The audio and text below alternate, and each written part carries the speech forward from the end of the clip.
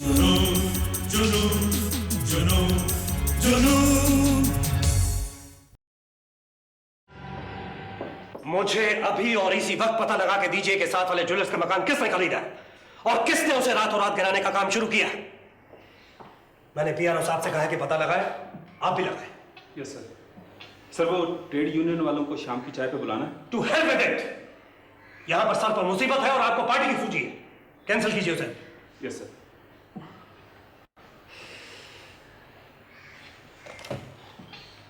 Hello operator, वो PRO साहब है ना मिस्टर एस एल शर्मा, उनसे मिला के दीजिए क्विक।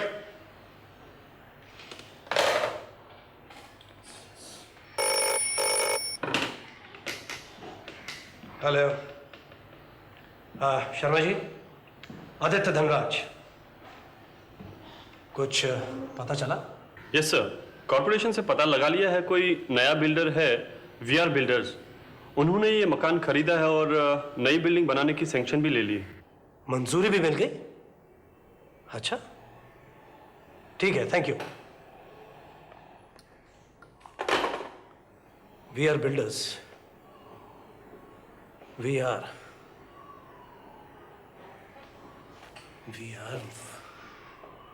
विनायक राजवन।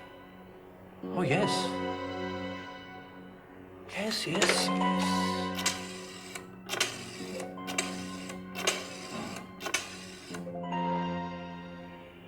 हेलो, मैं अधिकारी साहब से बात कर सकता हूं? क्यों मिस्टर धनराज, अब आप हमारी आवाज भी नहीं पहचानते? मैं अधिकारी बोल रहा हूं।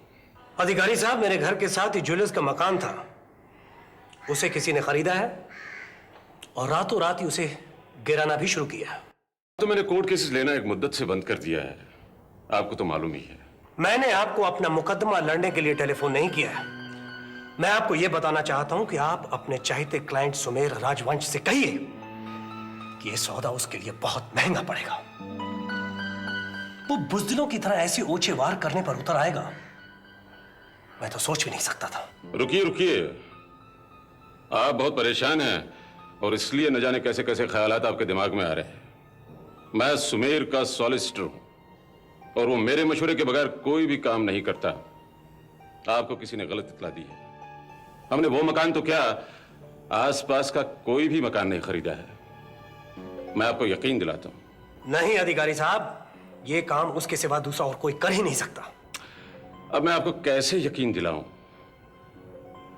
बहरहाल मैं आपकी तसल्ली के लिए अभी उसे बात करता हूं। आप ऑफिस में ही है ना? मैं आपको अभी पूछकर बताता हूं। कह दीजिए उसे कि इस तरह वो अपनी तबाही नजदीक ला रहा है। कह दीजिए उसे कि आदित्य धनराज से वो भिखारी क्या लड़ेगा।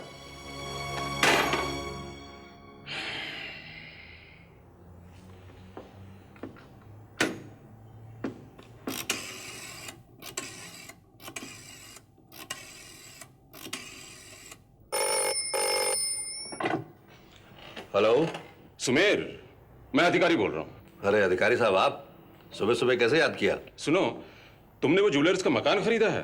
कौन सा? वही धनराज विला के साथ वाला। धनराज विला के साथ वाला ज्वेलर्स का मकान? नहीं तो। और अगर मैंने खरीदा होता तो आपको मालूम ना होता? यही तो मैंने भी उससे कहा। किसे? आदित्य धनराज से। मालूम नहीं किसने उसके घर से मिला हुआ मकान खरीद कर गिरा दिया है। वो बहुत ही परेशान है और उसे ये शक है कि ये हरकत तुमने की है। अधिकारी साहब, आदित्य धनराज के साथ अगर कोई हादसा भी हो जाए तो वो यही सोचेगा कि मैंने करवाया है। और आजकल तो उसको ख्वाबों में भी सिर्फ सुमेर राजवंशी नजर आता होगा। भाई, तुम्हारे दिमाग पर भी तो बस वही सवार है। अच्छा, तो वो मकान तुमने नहीं खरीदा? अरे फिर वही बात। ठीक है, बस यही पूछना था। बाय। Okay bye.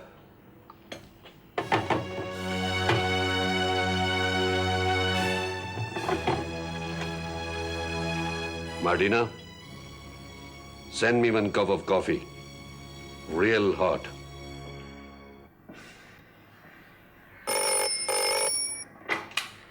यस अधिकारी साहब। मैंने कहा था ना कि यह मकान राजवंश बिल्डर्स ने नहीं खरीदा है। मैंने अभी अभी उसे दरियाफ्त किया है।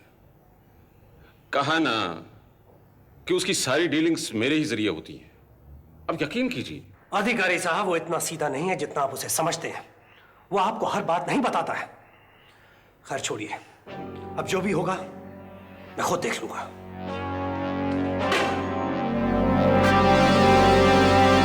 आजकल वैशाली सुबह से शाम तक बस एक ही बात की रट लगाई फिरती है, मुझे बोर्डिंग स्कूल भेज दो पढ़ने के लिए। तो इसमें बुराई क्या है? मैं भी तो इतने साल हॉस्टल में रह चुकी हूँ। अकेले रहने से बच्चे के अंदर सेल्फ कॉन्फिडेंस आता है। दूसरे बच्चों के बीच में रहेगी तो उसकी पर्सनैलिटी में भी निखार आ जाएगा। मैं तो कहती हूँ देर मत कर, भेज दे। अब तक आदित्य से बात नहीं की है मैंने। वो तो वैशाली के बगैर एक दिन भी नहीं रह सकता, इसलिए बात करते झिझकती हूँ। खैर देखा जाएगा। अच्छा सीमा, चलती हूँ, बहुत देर बैठ गई। तो क्या कल सुबह ही वापस जा रही हो? हाँ भाई, जाना ही पड़ेगा, शादी जो की है। तू नहीं दिल्ली छोड़ के यहाँ डेरा जमाए बैठी है? तू बिल्कुल नहीं बदली। तेरे तो एक बच्चा भी हो गया, तू बदली है क्या? अरे लगता है आदित्य आ गया। सीमा! ओ कंचन, तुम बैठो बैठो। नहीं, बस अब जा रही हूँ, काफी देर बैठ गई। इससे इतने सालों का हिसाब ले रही थी। अच्छा चलती। चलो।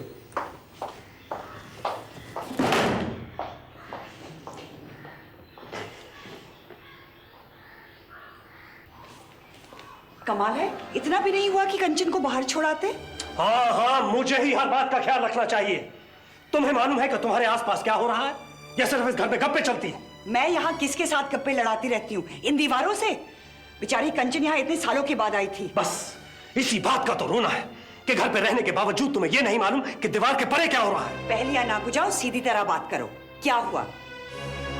7 वाला घर किसी ने खरीद लिया है। इतना ही नहीं, रातों रात उसे गिराना भी शुरू कर दिया है। 7 वाला ना? तो क्या हुआ? तुम तो ऐसी बातें कर रहे हो जैसे भगवान न करे कोई हमारा घर गिरा रहा है। इसे देखो, यहाँ पे कयामत आ गई है और इसे परवाह तक नहीं है। यहाँ पे आज 7 वाला मकान बिका है, कल पिछला बिक जाएगा तो क्या हुआ? मुंबई में तो आजकल जगह जगह यही हो रहा है। कुछ हुआ ही नहीं। धनराज विला के दोनों तरफ 10-10, 12-12 मंजिलों के मकान खड़े हो जाएंगे। ये धनराज विला सिमट के रह जाएगी, तुम्हारी प्राइवेसी खत्म हो जाएगी और फिर लोग अपने अपने घरों से यहाँ पर झांकेंगे। फिर मैं देखता हूँ कि तुम किस तरह लॉन में बैठकर या तो चाय पी सकोगी या अपने बाल सुखा सकोगी। ये पहले सोचना चाहिए था ना। जाकर ये मकान क्यों नहीं खरीदते? अब क्या खरीदूं? सब तो बिक गए। कि जरूर किसी की साजिश है मुझसे बदला लेने की। कोई हमारा सांस लेना भी नामुमकिन करने की कोशिश कर रहा है। ये किसकी साजिश हो सकती है? सिर्फ एक ही आदमी है, सुमेर राजवंश। 5 3s are 15, carry 1, 2 3s are 6. 75.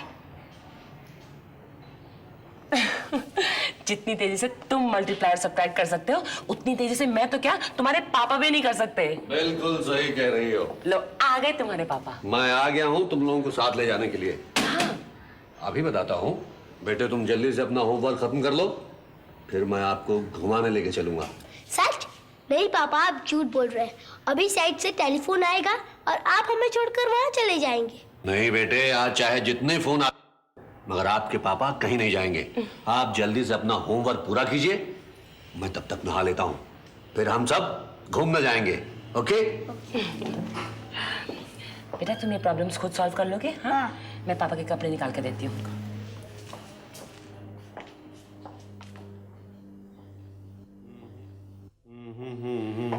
नजर न लगे, लेकिन हम भी तो जाने कि आज किस खुशी में जनाब फूले नहीं समा रहे। वो परेशान है तो मैं खुश कैसे ना हूँ। कौन? वही आदित्य धनराज। और कौन? ओफो, उसका नाम सुन सुन के तो मैं उकता गई हूँ। तुम भी सुनोगी तो खुशी से फूली नहीं समाओगी। अब कहो भी क्या? धनराज विला के साथ वाला जो मकान हमने खरीदा था ना, उसे मैंने रातों रात गिरवा दिया। और सुबह उठकर जब उस रईसजादे ने उस मकान के मलबे के ढेर को देखा तो उस पर कयामत टूट पड़ी। तुम्हें कैसे पता? तुम वहां गए थे क्या? नहीं, उसने अधिकारी साहब को फोन किया था। अब बेचारे अधिकारी साहब को इस सौदे के बारे में क्या मालूम। उन्होंने फोन करके मुझसे कहा कि आदित्य बहुत परेशान है। तो मैंने उनसे कहा कि हुजूर, अगर राजवंश बिल्डर्स ने यह मकान खरीदा होता तो सबसे पहले आपको मालूम होना था। तो उन्होंने फोन करके उसे कह दिया कि हमें कुछ नहीं मालूम।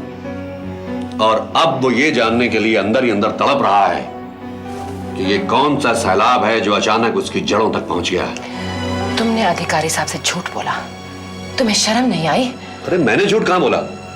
मैंने तुमसे यह कहा कि राजवंश बिल्डर्स ने वो मकान नहीं खरीदा, और सच भी यही है कि वो मकान तो वीआर बिल्डर्स ने खरीदा। अभी तो जब धनराज विला के पीछे वाला मकान भी गिरा जाएगा, तब देखना वो कैसे तड़पेगा। मालूम नहीं तुम क्या कर रहे हो? वही जो आदित्य धनराज और उसके पूर्वज आज तक करते आए हैं। तुम क्या समझती हो? उनकी ये जायदाद, वो हवेली और ये सारी फैक्ट्रीज उनकी ईमानदारी पर खड़ी हैं। अच्छा बस भी करो, विशाल ऐसी बातें सुनेगा तो उस पर क्या असर पड़ेगा? तो मैं भी कैसा आदमी हूं, एक बार किसी रौ में बह जाता हूं तो बस बह ही जाता हूं। चलो अब तुम भी जल्दी से तैयार हो जाओ। आज रानी साहिबा का डिनर बाहर होगा, और वो भी किसी अच्छे से होटल में। क्यों, होटल अपोलो की याद आ रही है? वहां जाओगे तो मायूस होगे, आपकी हार्ट थ्रॉब ससुराल गई हैं। रियली? मगर आपको कैसे मालूम? सौतन बनने के ख्वाब देखने वाले की खबर रखनी पड़ती है जनाब। बात मालूम है मुझे जासूस।